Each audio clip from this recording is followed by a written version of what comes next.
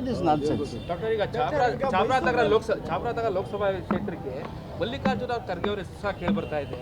So ಪಕ್ಷದಲ್ಲಿ ಈ ಥರ ಚರ್ಚೆಗಳಾಗ್ತಿದೆ ಹೇಗೆ ಅಂತ ಡಾಕ್ಟರ್? ಇವು ಎಲ್ಲ ಅಂತ್ಯ ವಿಚಾರಗಳು. ಮಲ್ಲಿಕಾರ್ಜುನ್ ಖರ್ಗೆ ನಮ್ಮ ರಾಷ್ಟ್ರೀಯ ನಾಯಕರು ಅಲ್ಲಿ ಬಂದರೆ ಸಂತೋಷ ಅಲ್ವಾ? ರಾಷ್ಟ್ರೀಯ ಅಧ್ಯಕ್ಷರು ಇವರ್ ಆಲ್ ಎಕ್ಸ್ಟ್ರೀಮ್ಲಿ ಹ್ಯಾಪಿ. ಲ್ಯಾಕ್ಸ್ ತೆಗೆದು ಲೀಡ್ಸಲ್ಲಿ ಗೆಲ್ತಾರೆ. ಎಲ್ಲ ನಿಂತು ಗೆಲ್ಲಿಸ್ತೀವಿ. ನೀವೇನೋ ಆಹ್ವಾನ ಕೊಡ್ತೀರಾ ಹೇಗೆ ಡಾಕ್ಟರ್? ಆಹ್ವಾನ ಕೊಡ್ತೀರಾ ಹೇಗೆ ಅಂತ? ಈ ಸಬ್ಜೆಕ್ಟ್ಗಳು ಎಲ್ಲೂ ಬಂದೇ ಇಲ್ವಲ್ಲ. ನಿಮ್ಮ ಕಡೆಯಿಂದ ಬಂದಿದ್ದು ಕೇಳಿದೆ ನಾನು.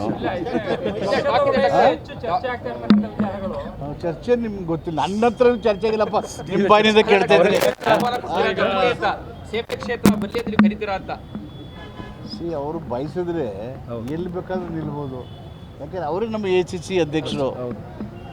ಈಗ ನಿಮ್ಮ ಬೆಂಗಳೂರು ನಾರಾಯಣಗೌಡರು ಮತ್ತು ಕನ್ನಡ ಪರ ಸಂಘಟನೆಗಳು ನಾಮಫಲಕವನ್ನು ಕನ್ನಡದಲ್ಲಿ ಹಾಕಬೇಕು ಅಂತ ಹೇಳಿ, ಕನ್ನಡ ಆಡಳಿತ ಭಾಷೆ ಇದೆ, ಹಾಕಬೇಕು ಅನ್ನೋದರಲ್ಲಿ ಏನು ತಕರಾರಿಲ್ಲ. ಅದನ್ನು ನಮ್ಮ ಸರ್ಕಾರ ಆಗಲಿ ಯಾವುದೇ ಸರ್ಕಾರ ಆಗಲಿ ಅದನ್ನು ಮಾಡಲೇಬೇಕು. ಹೊಸ ಸ್ಥಳೀಯರಿಗೆ ಉದ್ಯೋಗ ಕೊಡಬೇಕು. ಅದು ಕೈಗಾರಿಕೆಗಳನ್ನು ಅಥವಾ ವ್ಯಾಪಾರ ಮಾಡುವಾಗ ಆಗ್ತಕ್ಕಂಥ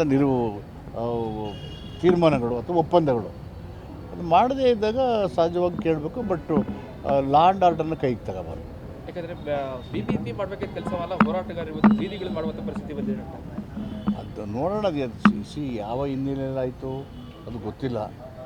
ನಿನ್ನೆ ಮುಖ್ಯಮಂತ್ರಿಗಳು ಹೇಳಿದ್ದಾರೆ, ಕೋಲಾರದಲ್ಲಿ ನಾವು ಇದ್ದೆವು. ಸೊ ಕನ್ನಡ ನಾಡ ಭಾಷೆ ಆಗಬೇಕು, ಆಡಳಿತ ಭಾಷೆ ಆಗಬೇಕು, ಕನ್ನಡದ ನಾಮಫಲಕಗಳು ಇರಬೇಕು ಅನ್ನೋದನ್ನು ನಿರ್ವಿವಾದವಾಗಿ ನಮ್ಮ ಸರ್ಕಾರ ಒಪ್ಪುತ್ತೆ. ಅದನ್ನು ಮಾಡಲಿಕ್ಕೆ ಕ್ರಮ ತಗೊಳ್ಳಿ. ಈಗ ದೊಡ್ಡ ಮಟ್ಟದಲ್ಲಿ ಪ್ರತಿಭಟನೆ ಆಗ್ತಾ ಇದೆ. ಉತ್ಸವ ಮೂರ್ತಿಗೆ ನೀರು ಹೆಚ್ಚಿದ್ರು ಅಂತ ಹೇಳಿ ನಂಜನಗೂಡಲ್ಲಿ ದೊಡ್ಡ ಮಟ್ಟದ ಪ್ರತಿಭಟನೆಗಳಾಗ್ತಾ ಇದೆ. ಈಗ ಅಲ್ಲಿ ಯಾಕಂದ್ರೆ ವಿರೋಧ ಹೋರಾಟಗಳು ಶುರುವಾಗಿದೆ. ಅಲ್ಲಿ ಧಾರ್ಮಿಕ ಆಚರಣೆ ವಿಚಾರದಲ್ಲಿ ಹೋರಾಟಗಳು ಶುರುವಾಗಿದೆ.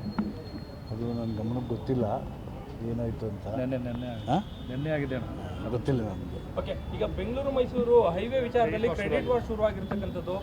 ಈಗ ಕೋವಿಡ್ ಸಚಿವ ಸಂಪುಟದ ಉಪಸಮಿತಿ ರಚನೆ ಮಾಡಿದ್ದಾರೆ.